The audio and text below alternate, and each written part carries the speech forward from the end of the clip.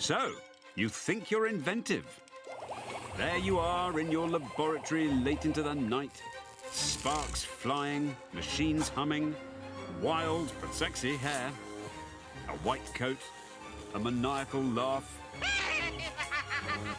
But is that really what it takes? We're looking back in time at some of the best, worst, and weirdest inventions in history to learn just how you become a great inventor, defining all of our tomorrows, and hopefully keeping hold of the profits today. There's an awful lot of history in the world. Too much, really. So let's skip all the boring stuff and get straight to the interesting bits. Sit back while we bring you the surprising, funny, frightening, and sometimes downright odd true stories about what people in the past were getting up to and how to make it all work for you. This is History. The interesting bits.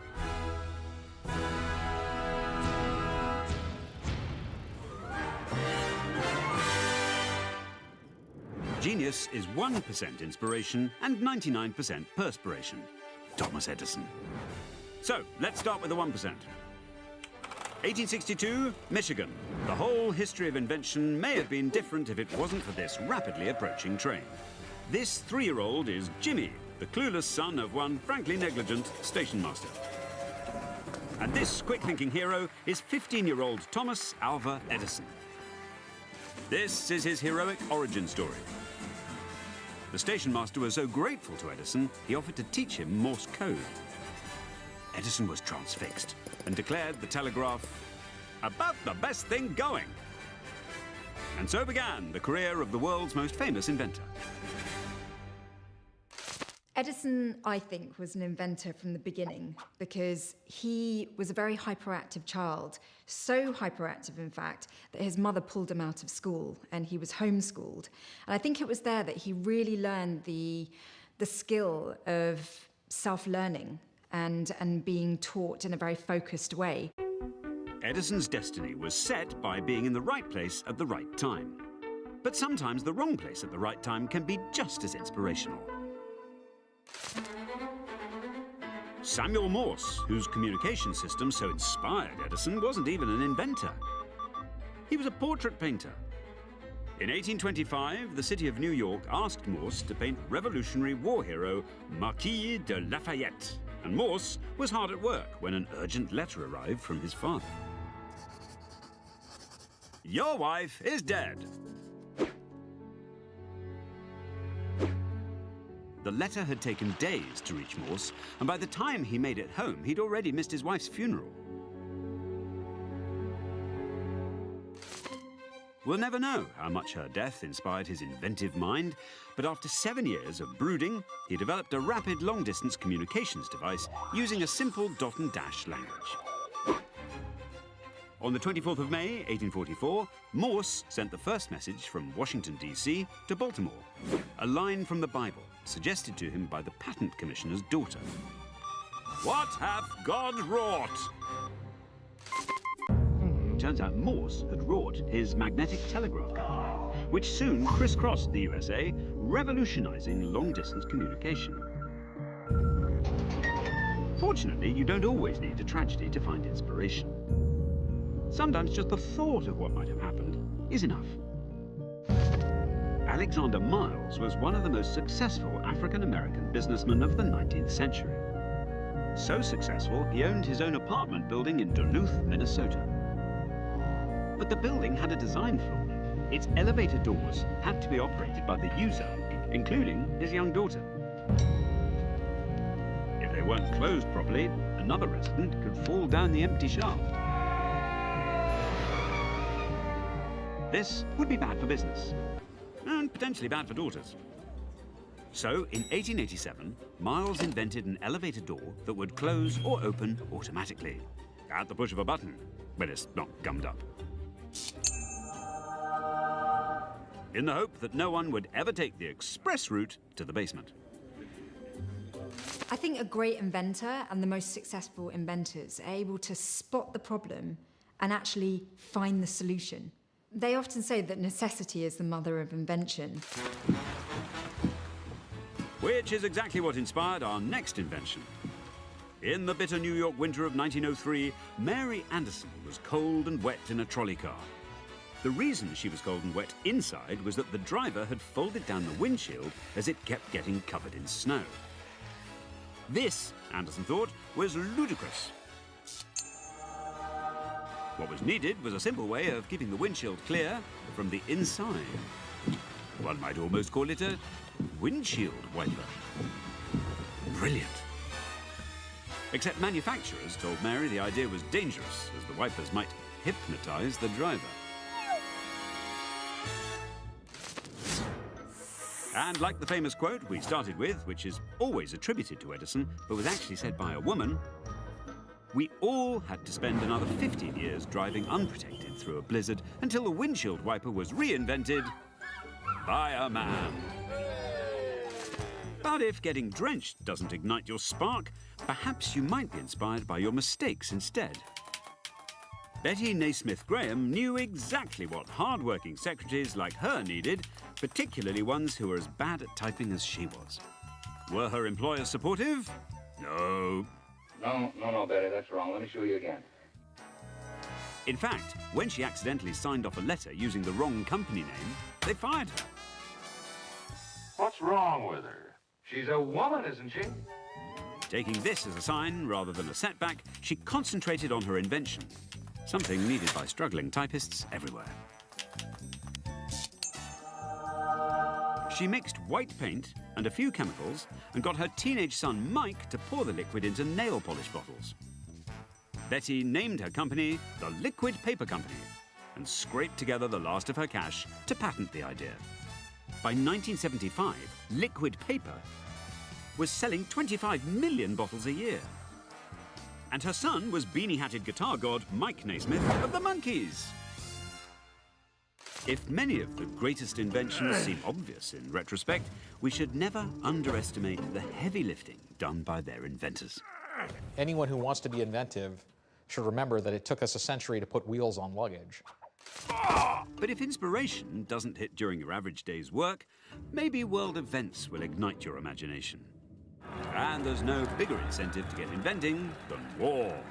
But it's not all about bombs and war machines. War drove the invention of wristwatches, sanitary towels, jet engines, blood plasma transfusion, along with some more left-field innovations. Geoffrey Pike was one of the great inventors. His idea was to produce an aircraft carrier that was larger than any other vessel built by man, and to have it made out of reinforced ice. That's right, an aircraft carrier made of ice. And he found that if you add wood pulp to water and then freeze it, you create this new substance which has the same tensile strength as reinforced concrete. When a lump of the reinforced ice, called pykrete, was dropped into Winston Churchill's bath, with Churchill still in it, everyone was amazed at the fact that it wouldn't melt. Amazing. But sadly, for Geoffrey, completely unnecessary. When the war moved towards a land invasion of occupied Europe, pykrete had missed the boat. Had the war taken a different course, we could well have seen a flotilla of these enormous icy aircraft carriers chugging around the world. But hopefully, there won't have to be another world war to get your inventive juices flowing. Maybe reconnecting with nature will do the trick instead. George de Mestral hated taking his dog for walks in the Swiss mountains, as the hound always came back covered in sticky burrs. As Mestral wasted hours picking the seeds off, he had an idea. To figure out why they were so hard to remove, Mestral examined the burrs under a microscope. He discovered they were covered in tiny hooks. So many inventions are inspired by nature. In fact, there's a whole field called biomimicry that copies nature to find solutions to engineering and technological challenges.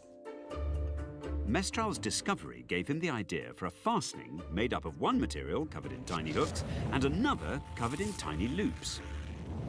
When he submitted his invention to the Patent Office in 1952, the name he chose was a combination of two French words: velour, velvet, and crochet, hook.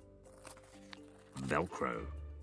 Saviour to those of us not blessed with the ability to tie shoelaces, and proof that good ideas often hide in unusual places.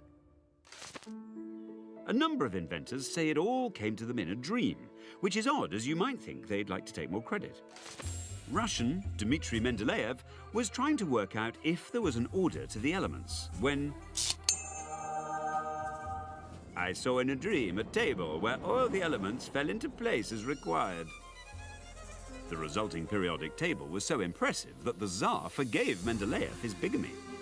When asked why, he replied, "Mendeleev has 2 wives, it is true, but I have only one Mendeleev." According to Indiana University, it was a dream of 2 intertwined serpents which gave James Watson the idea that DNA might be a double helix. Although the painstaking work of Rosalind Franklin taking X-ray photographs of DNA might also have been a factor. Someone you'd never find sleeping on the job was Thomas Edison. Within a decade of learning the Morse telegraph system, Edison had improved it to send several messages at once, earning him $250,000, which he used to build a research lab at Menlo Park, New Jersey, his first step towards invention on an industrial scale. And Edison's next big invention was, well, the big one. First demonstrated at Menlo Park on New Year's Eve, 1879. Eventually, what he came up with was a filament that was made of essentially sewing thread, cotton. He managed to thread it through this glass vessel, fill it with a certain type of gas, and that was it. That was the light bulb. Inventor Thomas Alva Edison, after years of work and experimentation, had perfected the electric light and overnight transformed the whole appearance of the homes and streets of the civilized world. But regardless of where your inspiration might come from, it's of absolutely no use if you can't see it when it hits you in the face.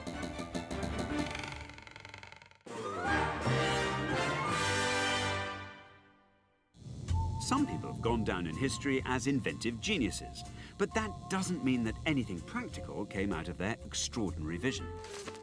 We might think of Leonardo da Vinci as the ultimate genius inventor, but his notebooks filled with extraordinary ideas for tanks and flying machines were only rediscovered long after they could have had any real impact. Genius ideas, wrong time. A truly great inventor should be able to see the opportunity in their creation, even if it seems catastrophically lame, visibly weird, or even just patently useless. Spencer Ferguson Silver was trying to make a powerful glue to hold planes together. Sadly, what he came up with could barely hold 2 bits of paper together. But wait, his friend Arthur Fry needed a way to hold his choir's bookmarks in their hymnals without ruining the page. So, Fry applied Silver's unsticky sticky stuff to the end of a piece of paper. And the post-it note was born. So, just because you didn't invent what you set out to invent, make sure you don't ignore a potentially great new idea. Stephanie Kwolek was a chemist with grand plans of becoming a doctor. In order to save for medical school, she got a job at the DuPont Chemical Company. Amid fears of a petroleum shortage, Kwolek's job was to invent a strong, lightweight fibre to replace the steel in car tyres. What she created was a rather unpromising cloudy goo, which she was reluctant to pour into their spinning machines, fearing it'd clog them up. Kwolek's colleagues convinced her this goo was special, so instead of throwing it away, they gave it a go. Astonishingly, it spun beautifully into a fibre 5 times stronger than steel and resistant to corrosion, wear and fire. Kwolek had invented Kevlar. Not only was Kevlar fit for tyres, and racing car tyres at that, it was soon used to create ropes on suspension bridges, as a cover for undersea cables, in spacecraft components, and bulletproof vests and body armour. Kwolek never became a doctor, but her keen eye for invention saw her save more lives than many who did. Sometimes you need to take your invention out of the lab to realize its true potential. During World War II, the Japanese invasion of Southeast Asia choked off the Allies' supply of rubber. Synthesizing an alternative became a priority. Here's a laboratory man giving a simple demonstration of rubber being made with petroleum. In the USA, the job of finding this replacement landed on the bench of James Wright, a Scottish engineer at GEC in Connecticut.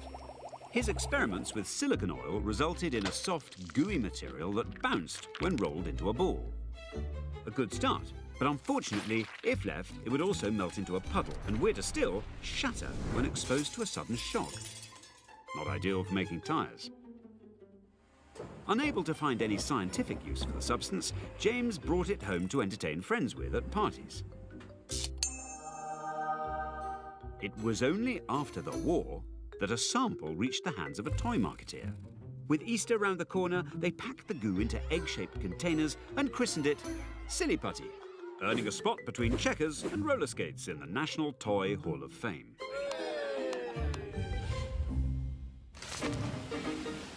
War has done a lot for toy manufacturers.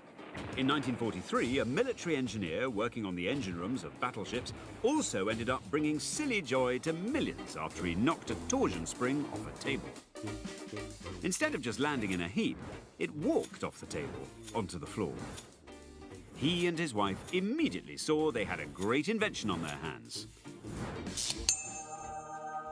They took out a loan and began selling Slinkies. Who knew war could lead to such fun? A surprising number of innovations and creativity are the importation of an idea from another field into a new one. So we think of Henry Ford as the inventor of the assembly line. Henry Ford visited a slaughterhouse where he saw the cattle were taken apart to produce beef. That line is called the disassembly line. And what Henry Ford realized was that the disassembly line could be reversed to make cars. There have been many people willing to risk life and limb to achieve the dream of soaring off into the heavens like the birds. Those who succeeded and lived got there through a process of trial and error. The hallmark of an inventor is someone who is not disillusioned by their failures, by prototypes not working. They need to have a real curiosity to experiment and learn from mistakes. But rushing to try out your brilliant idea without proper testing can have painful consequences. Meet Aylmer of Malmesbury, an 11th century monk with a heap of faith and some rudimentary engineering skill. He fixed wings to his arms and feet and jumped from the tower of Malmesbury Abbey. Reports say he flew over 600 feet, although much of that was doubtless in a vertical trajectory. He was lucky only to break both legs and survived into old age with a limp. About the same time, Ismail ibn Hamad al-Jawari was launching his glider, and himself from the roof of a mosque in Nishapur, Iran. Neither survived the fall. Franz Reichelt, the Austrian flying tailor, wanted to make flight safer when he invented the wearable parachute. In 1912, he told the French authorities he intended to test his invention with a dummy from the Eiffel Tower. But at the last minute announced he would test it himself. Despite numerous attempts to stop him, he did. It didn't end well. It just goes to show there are few things more motivating or dangerous for an inventor than reaching for the skies. Elon Musk didn't invent the space rocket. He didn't even invent the name, but his SpaceX Falcon rockets have started a new chapter in the race for space. Inspired both by the triumphs and failures of the past, and by science fiction, his reusable launch rockets mean we can now get stuff into orbit at a fraction of what it used to cost. Great! But while inspiration and perspiration may be what every inventor needs, history suggests that sometimes you need a bit of good luck on your side as well.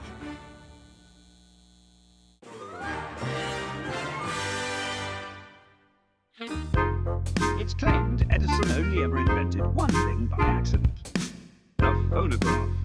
One summer night in 1877, he and his team set out to record the clicks of a telegraph key. They attached a needle to the back of a mouthpiece from one of Alexander Graham Bell's new telephones. Its point inscribed the vibrations from the sound onto a moving strip of paper. But Edison had a moment of enlightenment.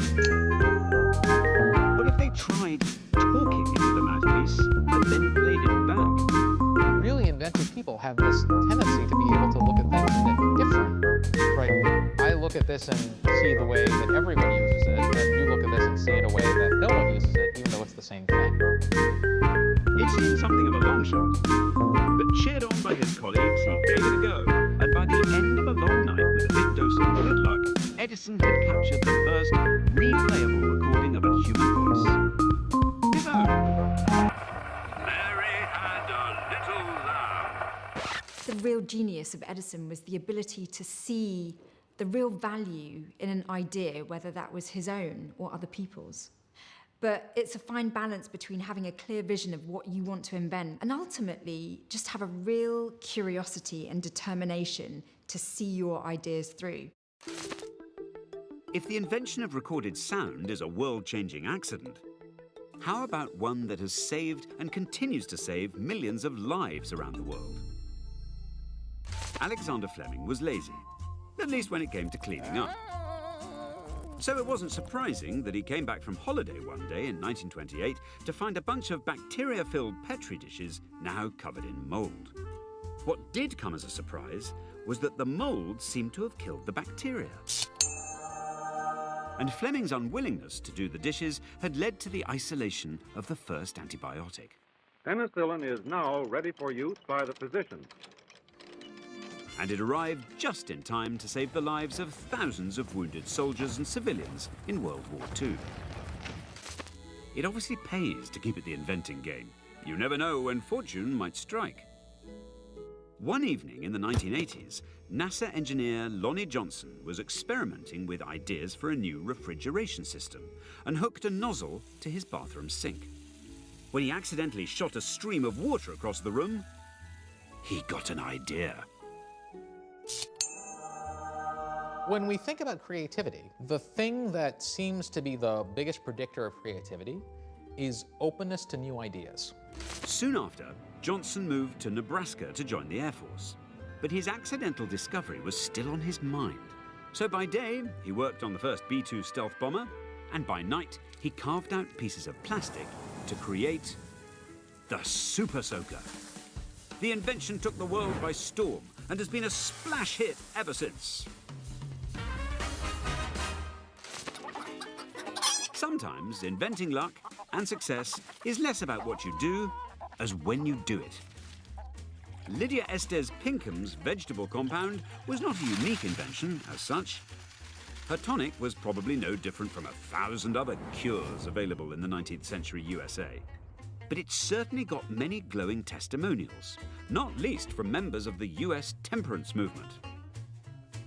But they may have been shocked to learn that they'd been knocking back an 18% proof alcoholic drink, stronger than most sherries.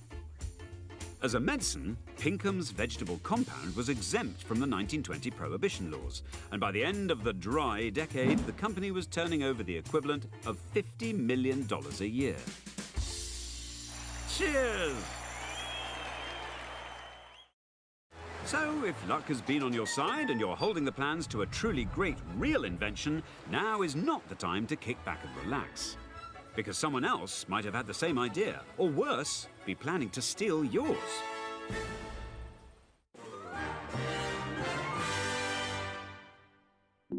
So, if you've been inspired by nature or got lucky with explosives, you also can't ignore the effect of sheer effort. Something our old friend Thomas Edison was the master of.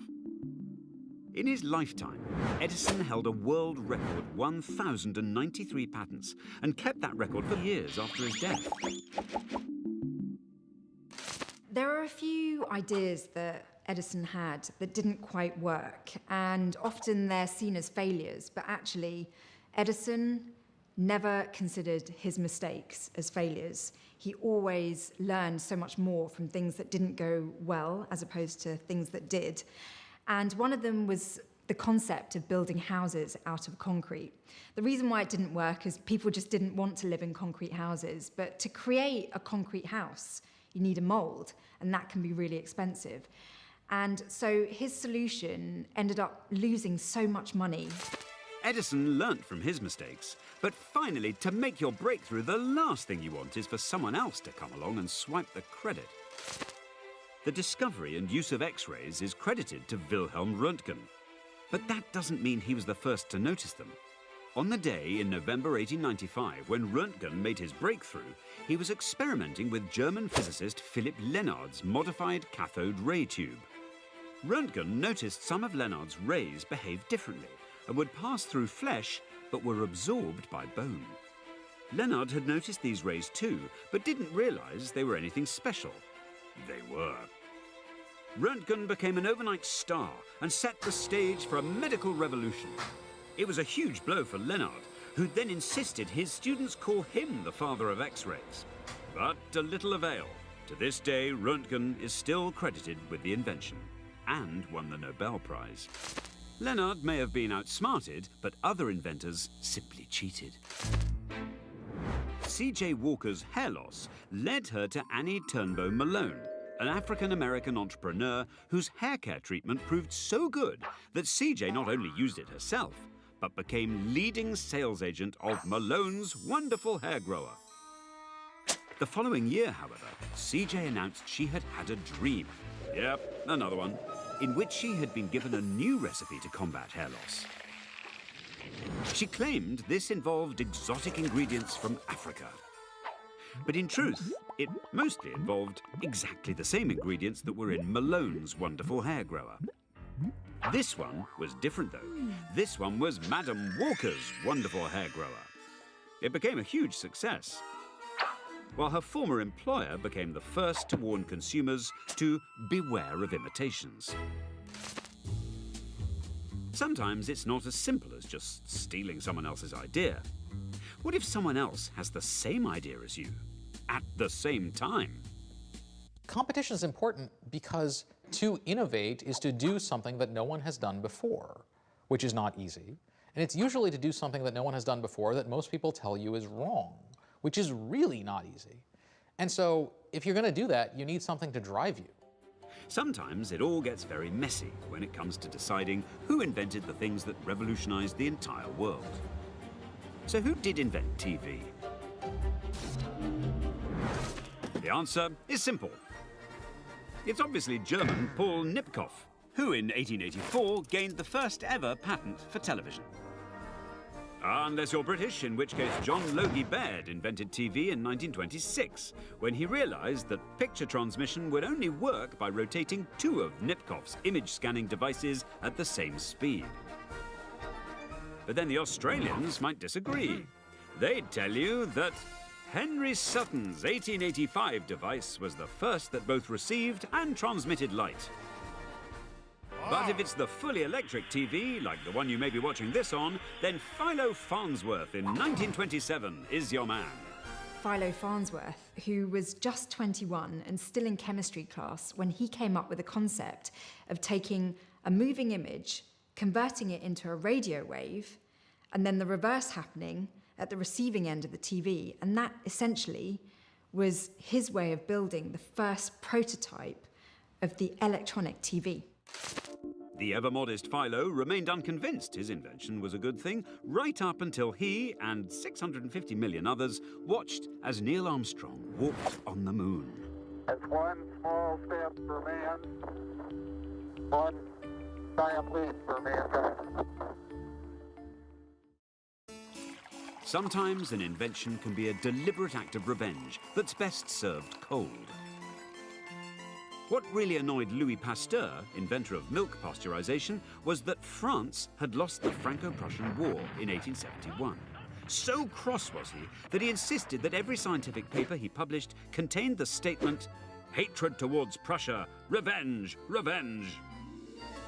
But Pasteur was willing to go even further and take the war to the enemy. In the 1840s, German brewers had cultivated yeasts that produced a lighter beer that kept exceptionally well. They called it lager, German for storage. Pasteur cracked the secret and improved on it, unleashing his very own beer of revenge. He shared the production process with anyone, provided they weren't German. Denmark's Carlsberg breweries still attribute their success to Pasteur to this day. Despite not having actually come up with lager himself, Pasteur ensured success by fully claiming his new and improved invention as his own. If only claiming your ideas was always that simple. Hedy Lamarr was famous for being a beautiful movie actress, but 7 years before she played Delilah to Victor Mature's Samson, she also jointly invented US patent 2,292,387 for a frequency-hopping device intended to make it harder to jam radio-guided torpedoes during World War II. It's a technology that is still in almost every mobile device, so most of us can thank Hedy for making us constantly contactable. Now there's an invention that changed the world. Lamarr wasn't recognized for her wartime invention for over 40 years, perhaps due to the fact that she was originally Austrian. But far more seriously, because she was a woman. History suggests there are rather a lot of women whose contributions to science and technology don't get the credit they deserve. Charles Babbage usually gets the credit for the invention of the mechanical computer in the mid-19th century. But it was Ada Lovelace, Lord Byron's daughter, who actually gave it something to do. She was just 17 when she worked with Babbage on his analytical engine.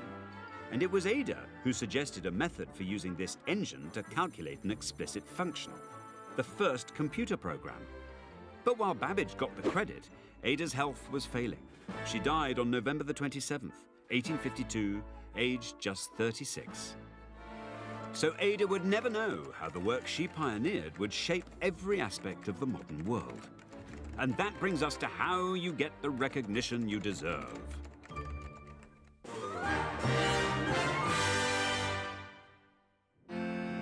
Genius Isaac Newton was in an uncharacteristically modest mood when he said, "If I have seen further, it is by standing on the shoulders of giants." Newton was describing something central to the world of invention. We seldom make history without building on the incredible achievements and ingenuity of those who have gone before. So how do you go about becoming one of those giants, celebrated for your genius invention for all time? Or at least get the recognition you deserve? In the past, you might be rewarded with a plum job and even a title by a grateful monarch keen to show how progressive they are. When not getting involved in transatlantic disputes over lightning rods and independence, England's King George III was an enthusiastic and big-spending sponsor of scientists, like William Herschel, who built the biggest telescope the world had ever seen. In the 19th century, the Emperor of France had more down-to-earth concerns. Louis Napoleon III set up a competition for inventors to create a substance to replace butter for the less prosperous classes. Being the only entrant, Hippolyte Mege-Mourier stood a good chance of taking the prize. His recipe, however, was a shade unusual. He combined beef fat suet, water, and minced sheep stomach with chopped cow's udder, sodium bicarbonate, and some milk. Yum. His oleomargarine, later contracted to margarine, won the competition. The French weren't buying it, but it did very well in the British market. If you don't have access to royal favour and a dead cow, perhaps a trip to the patent office will assure you a place in history. Though you could just end up being one of a very big crowd. In the USA, by 1965, patent applications had hit 100,000 per year. By 1996, that was now over 200,000. By 2010, more than 500,000, and it's still growing. Perhaps not patenting your invention is a better way of standing out from the crowd. Judah Folkman was an extraordinary doctor and eventually cancer researcher, but he started out as a surgeon. He goes to Harvard Medical School at the age of 20. After his second year at medical school, He takes a year off to do research, which is normal. Many Harvard medical students do that. In his year off, however, he invents the pacemaker. And the first ever commercially available pacemaker was launched by 3M based on his designs, which Dr. Folkman refused to patent because he thought they were too important a contribution to public health for him to profit off of them. No matter how altruistic, in the modern era you can be a genius whose inventions have completely redefined the way we all live and work, and still most people have never heard of him. Like this other great pioneer of computing. No, not him. Or him. Or him. We're talking about Doug Engelbart. And the fact that I'm going to come to you mostly through this medium here. Based in Stanford, Engelbart's team were inspired as much by LSD and the Grateful Dead as any scientist. On December the 9th, 1968, in what became known as the mother of all demos, his team demonstrated the first completely integrated computer hardware and software system that included collaborative editing, a desktop with resizable windows, hypertext, graphics. Oh, and as a final flourish, they then introduced a new input device jokingly referred to as a mouse. All in one afternoon in 1968. I think what's inspiring today about contemporary inventors is that their ideas are so radical that it can be difficult to believe that what they are imagining could come true. It took decades for Engelbart to gain recognition for his achievements. But before he died in 2013, at least he could look around at a world he had predicted and helped to create 45 years earlier. But even if we do get some recognition in our lifetime, it might not be exactly what we were hoping for. Toy inventors have a particularly difficult time. People are generally fond of their children, and damaging them is frowned upon. Create a dangerous toy, and you could be recognized for all the wrong reasons. And there have been some shockers. The 1950 Gilbert U-238 Atomic Energy Laboratory was a chemistry set for kids that contained real radioactive materials and a helpful comic book explaining how to split the atom. It didn't sell, which is probably just as well. And let's not forget the 1940s Austin Magic pistol, designed to fire ping-pong balls, but powered by explosive calcium carbide. The Magic pistol proved so dangerous that some American states classified it as an actual firearm. Not everyone gets away with detaching their name from their deadly inventions, and that Hall of Fame can easily become a Hall of Shame. Let's get the really nasty one out of the way first. J. Robert Oppenheimer was director of the Los Alamos Laboratory, responsible for the research and design of the first nuclear weapon. This gained him the unfortunate title, Father of the Atomic Bomb. Oppenheimer was even more self-critical. So when Oppenheimer saw the Trinity test, the first ever detonation of a nuclear weapon, he said, "I have become death, the destroyer of worlds." He's quoting the Bhagavad Gita, the great Hindu text. Invention changes the world. So we need inventors to have a conscience because the consequences of their inventions resonate through history. Unluckily for Oppenheimer, he has gone down in history as the inventor of something many of us wish didn't exist. But at least we don't call it the Oppenheimer bomb. Poor old Joseph Guillotine is remembered today for, well, this. The guillotine. Except Guillotine didn't invent it. He just suggested that if execution must happen, it should be made as quick and painless as possible. Initially, the machine was called a Louisette, after one of its actual inventors, Antoine Louis, but the name didn't stick. What did stick in everyone's head was a comic song that wrongly associated guillotine with the device. Thanks to one song, the man and the machine became inseparable. And today, he's not remembered for introducing the first vaccination to France, but for a life-ending contraption that he had little to do with. The last execution by guillotine in France took place on the 10th of September, 1977. But let's not give up too early. Not every inventor ends up associated with mass loss of life. There's a chance, if a small one, that we might actually make it to eternal fame. Here's a man whose fame really does still seem to have traction, thanks to his invention of rubber tyres. Yes, it's Mr. Charles Goodyear. Charles Goodyear plunged his family into poverty to be an inventor. What he's trying to do is find a way to harden rubber. So when rubber comes off of a plant, it's really sticky and you can't really do anything with it. And the key was to find a way to harden it. And somehow, this man does it. Goodyear was experimenting with mixing rubber and sulfur when he accidentally dropped some on the stove, where it turned into hardened rubber, a process we now call vulcanization. And the rest was very lucrative history? Not quite.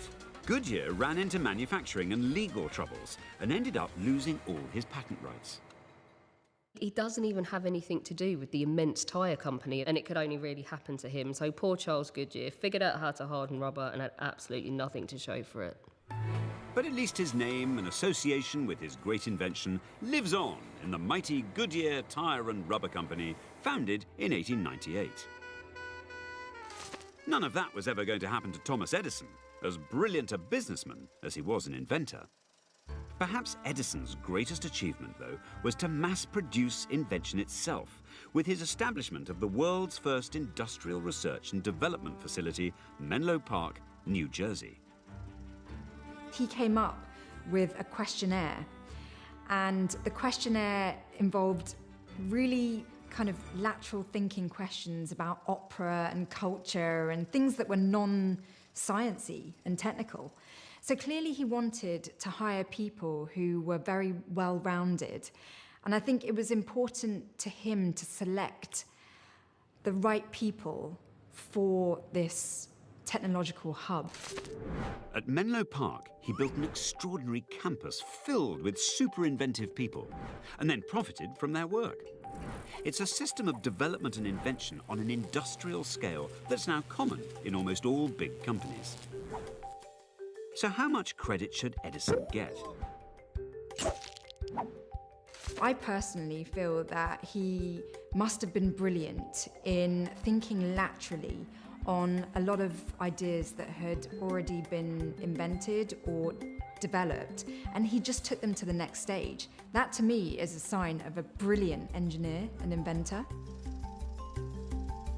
Building a brand while building the world of tomorrow was possibly his most influential invention of all. Once technology progresses, it opens up new possibilities that we must contemplate, and we don't know where they go. And it's particularly important for inventors in the modern context to have a conscience, because they often retain control of the shape of their technology for a very long period of time. When Edison died in 1931 at the age of 84, communities around the world dimmed their lights to mark the passing of a genius inventor. It's no accident that the light bulb has become the universal symbol of inventive inspiration. The light bulb moment. So, what have we learned? First, don't spend too long looking for a good idea. Take a nap. One might just find you.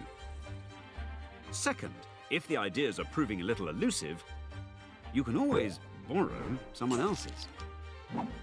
Never get on the wrong side of Louis Pasteur.